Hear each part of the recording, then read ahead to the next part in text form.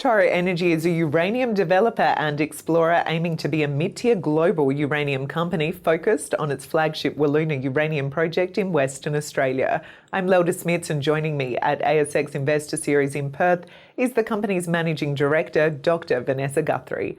Vanessa, welcome. Thank you, Lelda. It's a pleasure to be here. Vanessa, Toro has just started drilling at its Wiluna uranium project. What is planned for the drilling program and when are the results due? Well, this year's drill program at Wiluna is a very exciting one for us. The aim of the program is to drill our core deposits of Lake Maitland, Millipede and Centipede, as well for the first time drilling at Nauthanna. And the reason that we're taking up this particular drill program is because we've found that our gamma measurements for uranium, on which our resource is based, we think may be underestimating the grade, particularly in the higher grade zones of uranium that's in the ground. So we're testing with geochemistry to determine if this is the case. Fantastic. And when do you think the results are due? We're expecting to be able to analyse the results and announce them in about September this year. Okay, and how important is exploration for Toro Energy? Well, exploration and growth of the company is very important for Toro. Toro aims to be the go-to Australian uranium company in the mid-tier class in the next 5 years, and to do that we need to fill the pipeline of assets behind our flagship Wiluna project.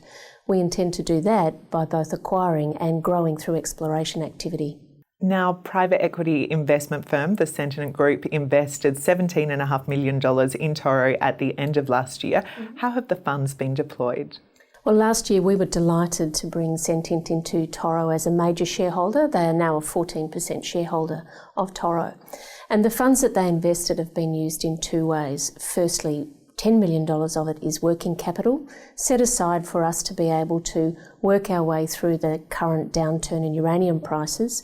And secondly, another $10 million has been dedicated to the Wiluna project itself, particularly around project optimisation studies.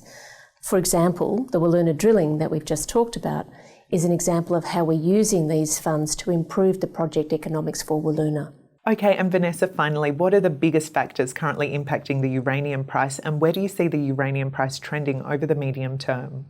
Well, there's no doubt that the effects of the events in Japan have had on the uranium market, and in particular the inventory that's built up since the Japanese reactor shut down over the past 4 years. However, we're seeing strong demand growth in countries like China, coming into India and of course in the Middle East.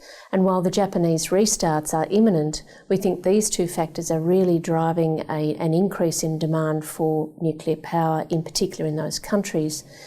On the supply side, we're not seeing development of supplies around the world, and this means that we anticipate a shortfall in the next part of this decade that will bring us into real growth into the nuclear market as it's used to combat climate change in those growing economies.